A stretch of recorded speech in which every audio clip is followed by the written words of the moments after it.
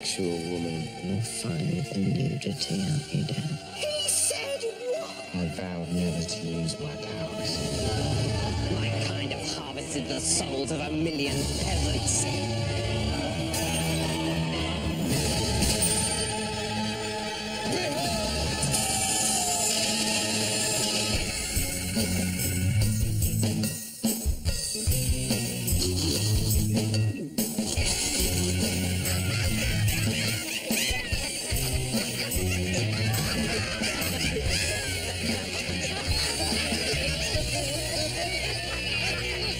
Well, good evening, ladies and gentlemen. This won't take long, but we've got rather an important announcement to make, haven't we, Robert?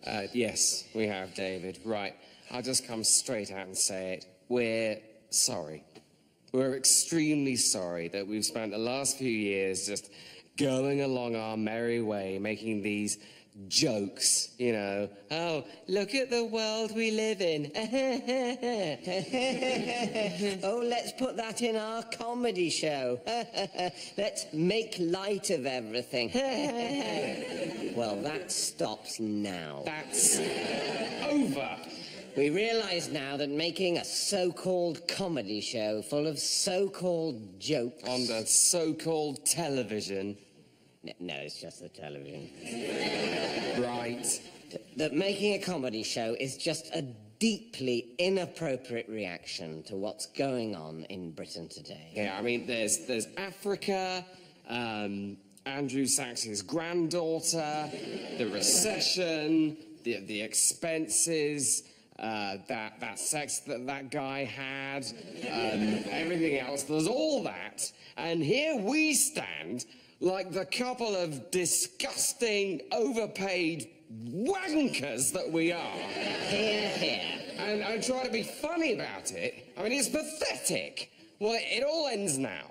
No more levity and no more filth. The filth in particular was getting to be a complete load of fucking balls. Exactly. Now, sadly, we only came to this conclusion after we'd finished making the current series. Yeah, that obviously is regrettable. So we're going to have to show you the so-called comedy programme rather than something actually worthwhile. We're sorry about that, but if the BBC commissions another series of this show, which I, for one, think would be a serious mistake. A huge mistake. But exactly the kind of pathetic thing they might try. Complacent bastards. The new series will just be 6 half hours of sober reflection upon the situation. And, of course, lots and lots of journalists and politicians all talking to each other. Oh, yes, please. What a rare treat. In the meantime, on with the sneering pantomime of impudent crud. Oh, no.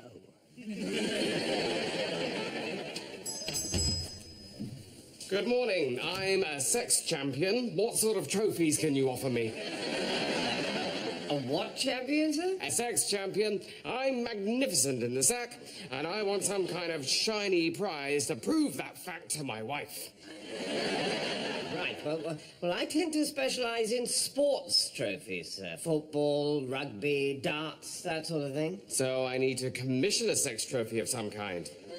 Well, I don't actually make the trophies, sir. I just buy them wholesale from a company in China. This isn't the kind of can-do attitude I'd expect from a small businessman in today's economic climate. You should be grateful for my custom. Well, perhaps I can improvise something suitable. Well, make sure it looks good. I don't want some tatty half-baked sex trophy. I want quality. Of course, sir. Well, how about this for starters? This is one of our top-of-the-range snooker trophies. See how the little plastic man is bending over the table? Yes. He's quite attractive, isn't he? Well, as little plastic men go, I'd say he was one of the better-looking ones, sir, yes. Well, that's good. He could represent me.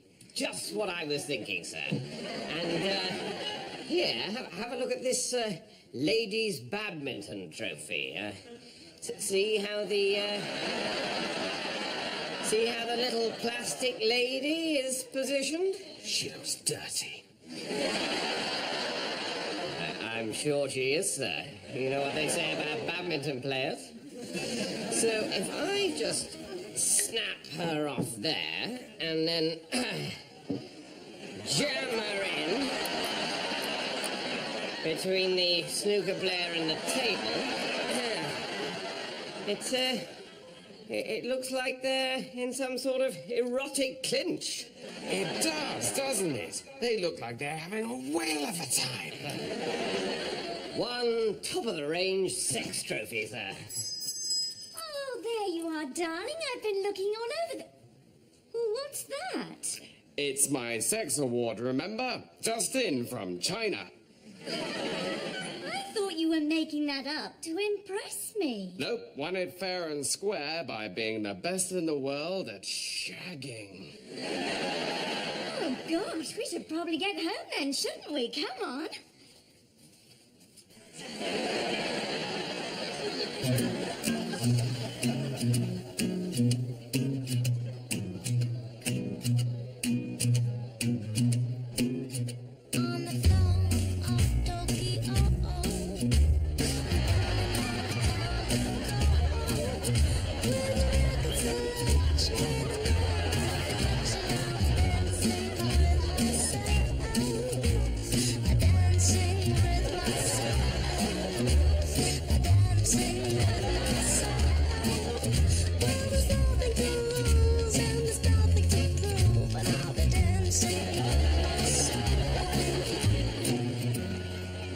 Hail Caesar. Hail Nicholas. No, you don't hail me. Sorry, right. Remember? Sorry. Should we try that again? Hail Caesar. Hello. That was perfect. Mighty Caesar, your council has devised 2 further ploys to ensure the success of your forthcoming parley with Cleopatra. You mean on top of the hail thing? Which was perfect. Yes, henceforth you're to refer to yourself only in the 3rd person. Right. Okay, so... What? No. What? So instead of saying, I am listening, you say, Caesar is listening, or Caesar listens. Makes you seem more... Mental? important. Right. So No, Caesar. I thought I was Caesar. Stop saying I. Oh, I see. Oh, sorry. He sees. That's perfect. So you say he, or one, or Caesar. Makes you seem more imposing. Right. I see. So you want me to... No. Oh, you want Caesar, him, you want him... That's it. To seem more aloof. I get it. What? Mighty Caesar! Mighty Caesar! Nessus. Try that. What? Oh. Caesar is listening. What? Caesar is listening. I thought you were Caesar. No. Yes. Oh, yeah, sorry. Yes. Am I? But I thought... But Caesar thought... Oh, I get it. I mean, he gets it.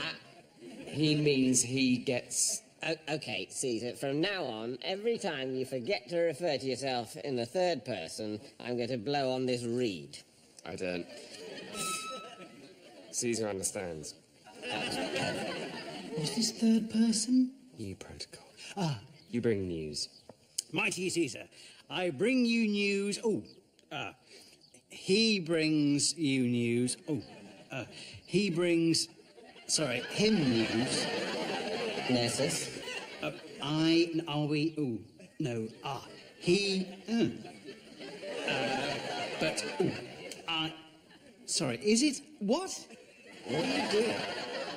We're all referring to ourselves in the 3rd person. Yes. No. Are we? I mean them. No. No, you refer to yourself. I refer to myself. He refers to himself. Who, me? No, me. I mean, him. Caesar. Oh, are you Caesar? Me? Oh, I see. No, you're Caesar. Me? No, you. No, you Caesar. Me? What? Oh, I get it. Shut up. No, it's very simple. Caesar is. Oh, he's Caesar and I'm him. He's. And you're Who? Caesar. Can't we have a gong if we get it right? No. Nicholas, just out of interest, what was the second piece of counsel for the forthcoming parley with Cleopatra? Ah, yes. Don't look down her top. Caesar disagrees. Oh, is she awake? Did we have a lovely sleep? We did, didn't we? We had a lovely little snooze. Shall we put on your pretty dress? Oh, your pretty dress. Ready to go to the park. Do the buttons then. Doing the buttons! We'll have a lovely walk to the park. Oh, I think somebody's nappy might need changing. Why don't you bloody change it then? Screw you! So we'll go to the park and we'll see the ducks and... Where's the bastard wet wipes? Wherever you left them, you dick! And the ducks go quack, quack, quack. Quack, quack, quack. You've done that all wrong. Up yours! Up yours!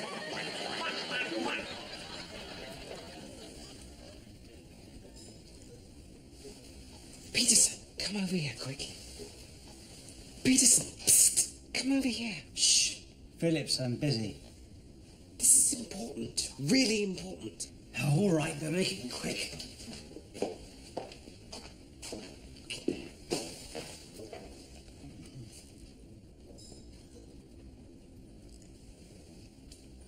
Is that what I think it is?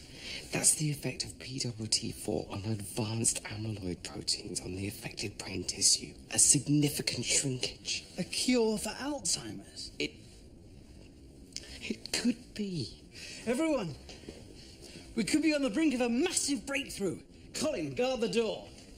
Stop it, you lot. Get back to your workstations. Monsieur Garnier will be furious if he sees what you've done. Be quiet, Leslie. This is exactly why I got into science in the first place. He's coming.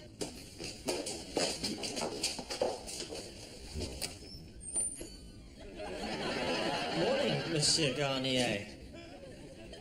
Well, what the hell's going on here? Why are you scientists away from your places? This is the laboratoire, not a UNESCO conference. Sorry, Monsieur Garnier. And Phillips, what have we got here? I hope for your sake it's something new for the Garnier Fructis range. It isn't, Monsieur Garnier. It's... What's that, Philip? It isn't, Monsieur Garnier. It's a potential cure for Alzheimer's, and... I get it. I get it.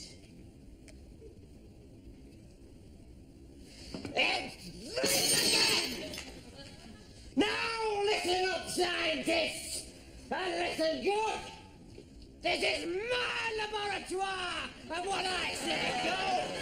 I don't want you lot wasting your time with medicines and whatnot! We went through that with Peterson and his perpetual motion device. I ask you, does perpetual motion add anything to the Garnier Sleek and Shine series? Well, no, and what do we want? New products in the Nutrice collection. Bang on, Leslie. And the invention of the word Nutrice, which sounds like nutrition but doesn't guarantee it. It's one of the best things you've ever come up with. But, Monsieur Garnier, we're scientists. We need to change the world. You've got the best scientific equipment money can buy. You employ 3,000 research staff. We've created 521 patents. This is the finest laboratory in the Western Hemisphere. Surely we can...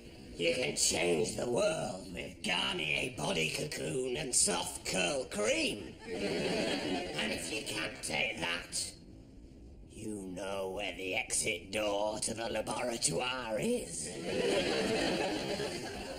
Yes, Monsieur Garnier. So, Phillips, are you staying or are you going? I'm staying, Monsieur Garnier.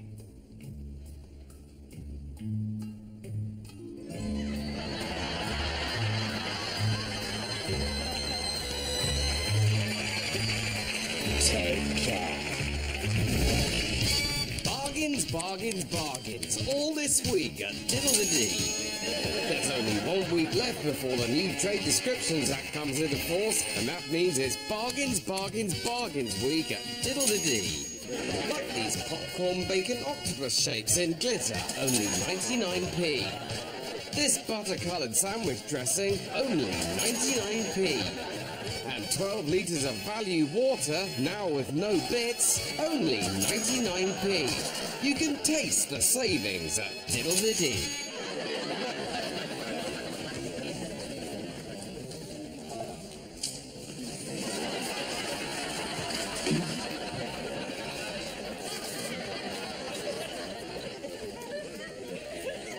So you made it.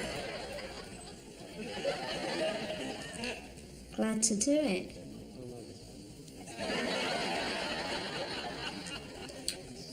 Where's the kid? Jason's. Jason's. He's helping out.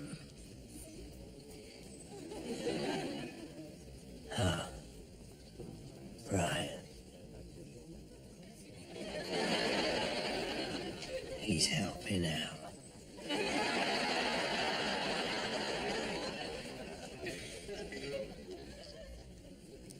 Susan asked after you.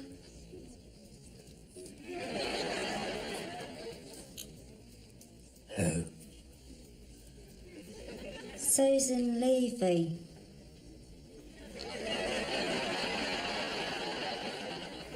Ah, right. Susan.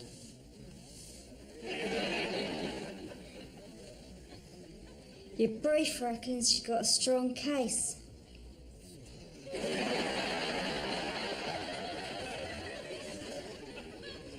Does he?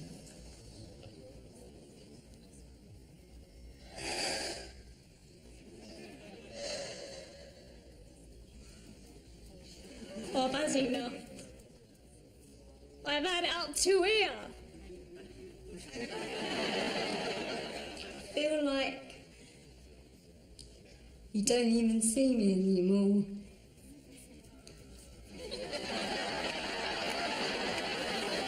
For a moment you do, but then you don't.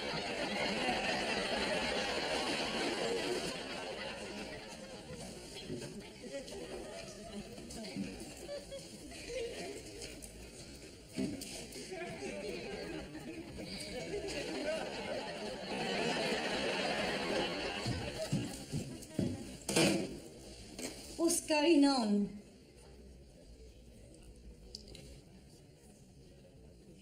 I want to tell you how I feel. I feel trapped.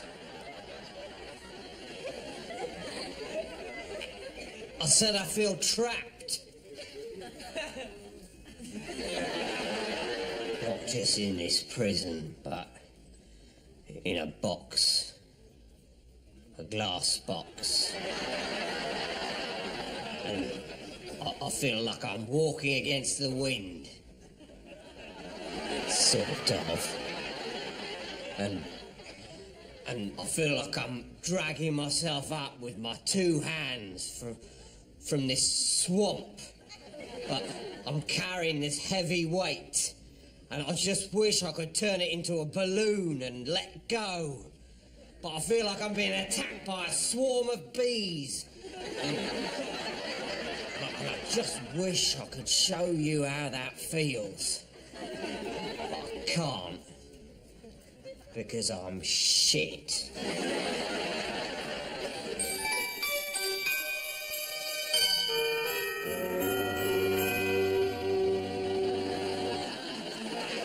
Merry Christmas, Hannah. Merry Christmas, and Merry Go Home Day. Ah, yes, Go Home Day, the last day before Christmas. Such a lovely focus for celebration here at Amalgamated Perforations.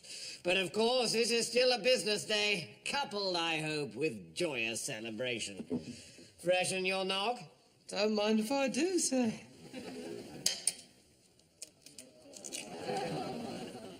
But typically there's been a last-minute crisis. We're on the verge of clinching a big deal with the Nigerian government. Nigeria, sir. Yes, it's in the Niger area. Nigeria? How much of that have you had? Yes, the Nigerian High Commissioner and a delegation of Nigerian dignitaries will be here at 4. They're a tremendously Christian people, Hennemore, and morbidly obsessed, even at this time of year, with the death of Christ for all our sins. So, obviously, in honor of the occasion, I've commissioned an enormous crucifix. Praise Santa. I was going to get you to organize a traditional Nigerian dark chocolate Jesus to be hammered onto it with butterscotch nails. But I thought, knowing you, will only end up with some sort of marzipan Buddha. Very nice, sir. On an unrelated note, the sexy ladies of the typing pool, incidentally, watch this.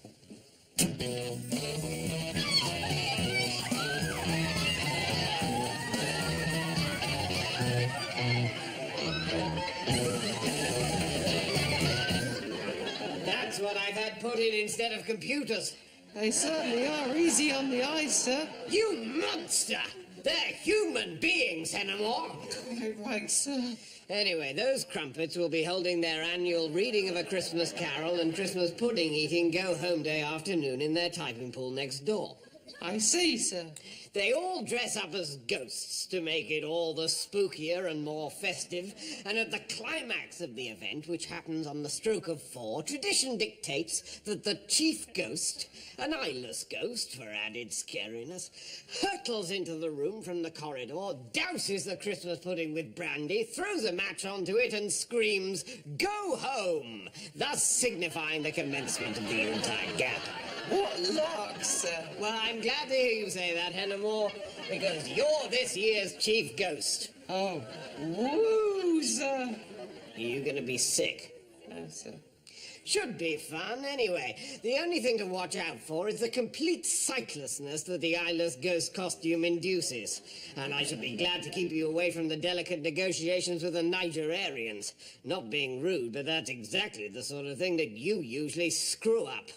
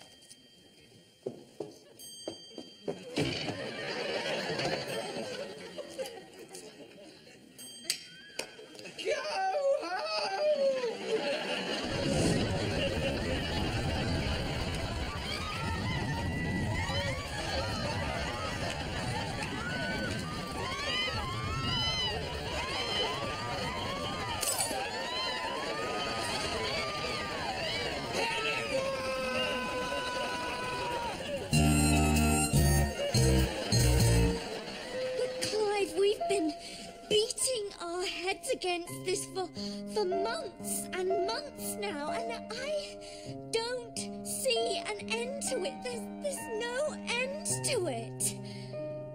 Can't you see? That's all I want. I don't know what you want anymore.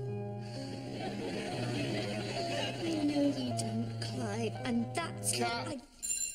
Oh, technical problems? Duncan, I wonder if we could go again, but with this time with just a bit more emphasis on your line. Right you are, no problem. Susan, would you cue Duncan in? No problem. All right. And action. There's no end to it.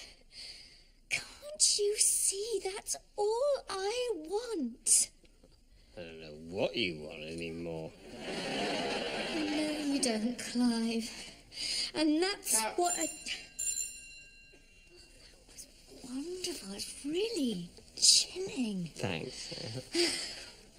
It's great. I wonder if, just for me, we could rehearse that line a few times. What we're trying to get across is that for you in this relationship, you've just reached this hopeless point. And I think we've all been there, where you've just run out of options. It's like, I don't know what you want anymore. I don't know what you want anymore. Good. Even more. It's like, I don't know what you want anymore. I don't know what you want anymore. Lovely, and it's definitely going in the right direction, but just really committed. I don't know what you want anymore. I don't know what you want anymore. Maybe I can help. Duncan, I think what Mike's looking for is something a bit more... I don't know what you want anymore. Is that the kind of thing? Yeah, not quite. Not quite. If anything, it's more, I don't know what you want anymore. I don't know what you want anymore. I don't know what you want anymore. I don't know what you want anymore. I don't know what you want anymore. I don't know what you want anymore. I don't know what you want anymore. Right, it's tricky, isn't it? Should we? I think we're probably. Let's just cut the line. It's not working. Mike, I'm doing my best. I really am. It's just... I don't know what you want anymore. You're watching the British Emergency Broadcasting System. Do not be alarmed by the smell. It's 17,000 new British hours since the event, and time for the quiz broadcast.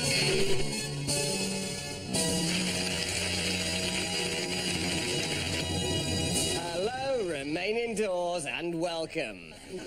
Try to forget what you saw happening over there last time. We think we've made it stop. So let's say a big remaining doors to our two survivors, Peter and Sheila. Peter and Sheila, you're the last remaining contestants, which leaves the game, and for all we know, civilization, at a very interesting point.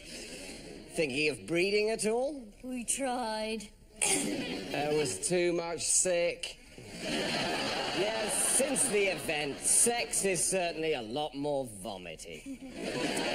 Right, tonight's first round is charades. It's a one-on-one game with a chance to play for tonight's star prize, everything we've got left to eat.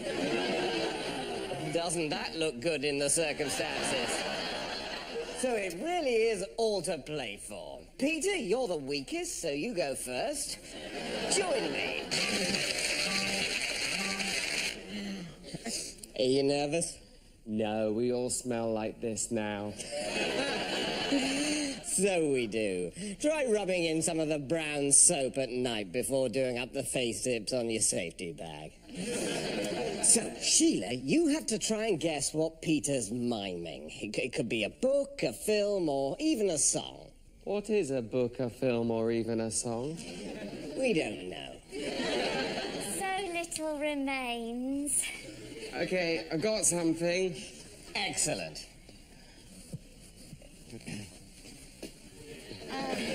One word. Oh, no, 2 words. It's second word. Oh, first word. The something. Good luck. What's he thinking of?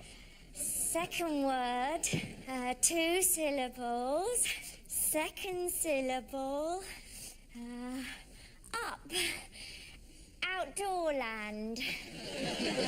Ceiling. Light. Stain. Vent. Vent. Something. Vent. The, vent. The... Yes. Oh no. Not that. I can't say it. I need an answer. But if I say it, I might summon it. Gonna have to hurry you. Peter can have the food. Yay! What a good sport. Oh, your wife called and said she might pop in on the way home. My wife? What? Your wife, David. Why are you looking at me like that? I haven't got a wife. What do you mean you haven't got a wife? Have you gone mental again? No. Have you? No. Well, what are you playing at then? Your wife left a message saying she must... Stop saying my wife. I haven't got a wife. Look, don't take it out on me. If things aren't going well between you and your wife... Right, so who's my wife then? What? Who's my wife? Who am I married to? Keeley Hawes. Keeley Hawes. Yes. Keeley Hawes is my wife. You're a lucky guy. Sorry, Keeley Hawes, the actress who used to be in Spooks. Yes. And who married the guy who also used to be... No. Well, yes, but they split up. And then she married you. Last year, it was in the papers.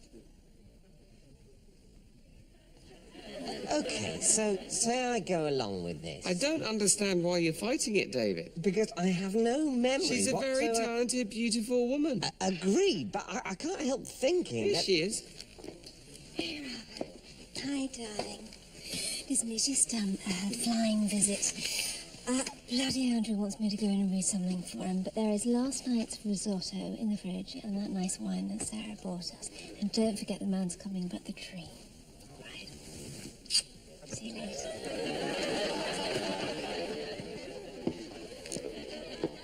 See? Well, I never. Yeah. Right. I might go for a nice fly. Oh, hang on. This is a dream, isn't it? Of course it's a dream. You dreamt the whole thing. Hey, I'm flying, David. Why aren't you flying? I can't fly. What do you mean you can't fly? It's your dream and you can't fly. Come on, David. Why can't you fly? Yeah, David. Come on, I'm your dream woman. Come and fly with me. You're not my dream woman. What? Oh, that's nice. I'm sorry, but just because you happen to be in a dream... Oh, that's really nice. Are you all right, Keeley? Well, I mean, I'm a bit... Well, you bastard. It's not my fault. Come on, Keeley. Let's fix you up with Martin Freeman. Really? Yeah. Which means a better outcome for everyone. Ladies and gentlemen, that concludes my presentation on the Healthy Homes and Hospitals programme, or HHH.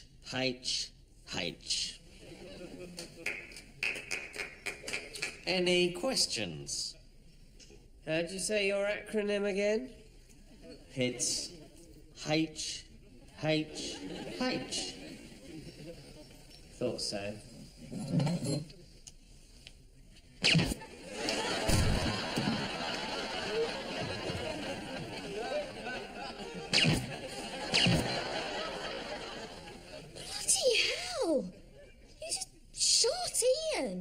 pronounced H, not H.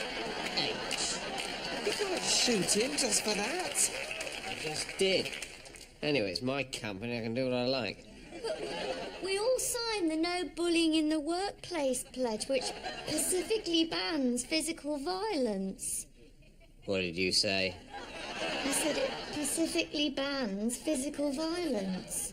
It's specifically, with an S. Specifically.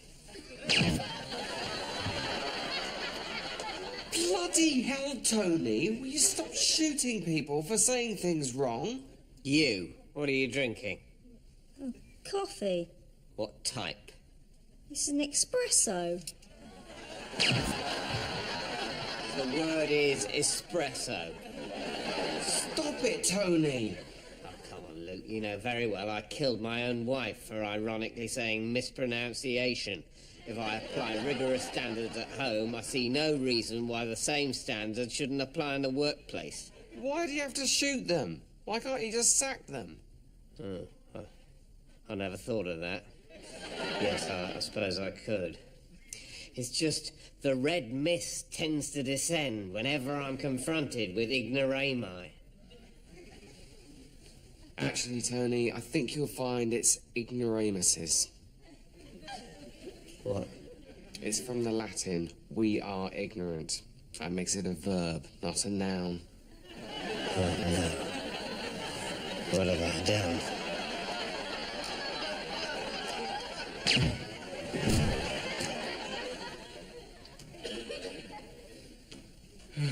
Blimey.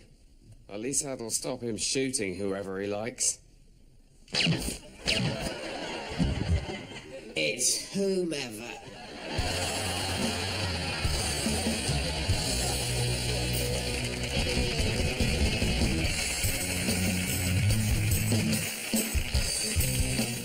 Loving it next on BBC Two. Vic and Bob and Surreal Celebrity Silly.